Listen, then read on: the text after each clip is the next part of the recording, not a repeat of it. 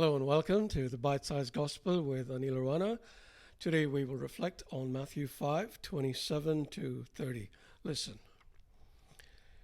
Jesus said, "You have heard that it was said, 'You shall not commit adultery.'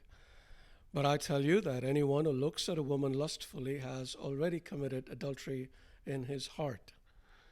If your right eye causes you to stumble, gouge it out and throw it away. It is better for you to lose one part of your body than for your whole body to be thrown into hell. And if your right hand causes you to stumble, cut it off and throw it away. It is better for you to lose one part of your body than for your whole body to go into hell."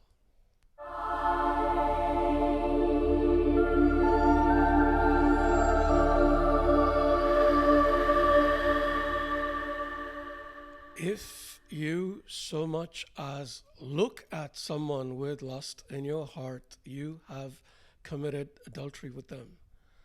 Is there anyone among us who has not looked at someone with lust in their heart? I seriously doubt it, which means that all of us have committed adultery and we know the consequences of that. But the point of this is not to tell us that we're all going to hell unless we quit looking at people lustfully. It is to strip the Pharisees of their sense of self-righteousness. Please do keep that in mind whenever you read these things that Jesus says, because they are often taken out of context.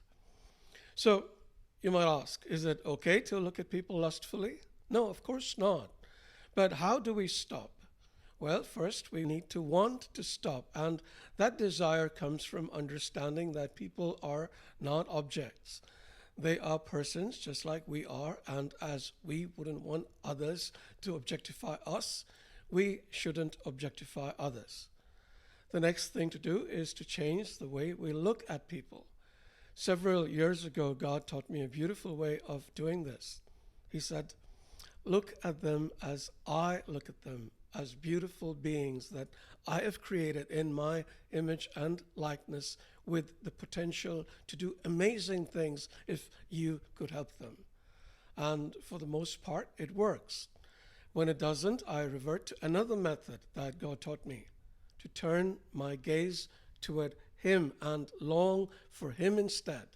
It's better to drink the living water which will fill us, unlike the other water that only leaves us thirsty again. And then, of course, there is the advice Jesus gives us to cut off all sources of temptation from our lives. If your eye causes you to stumble, he says, gouge it out. If your hand causes you to fall, cut it off. Translated, this means do not watch, listen, or read anything that could nourish impure thoughts, feelings, or fantasies, because it is one short step to a very slippery slope. Let me know which one works best for you. I gave a talk a few weeks ago on the subject of lust that might give you a few added insights into the subject. You might want to check that out. You will find it on my website. May the Spirit be with you.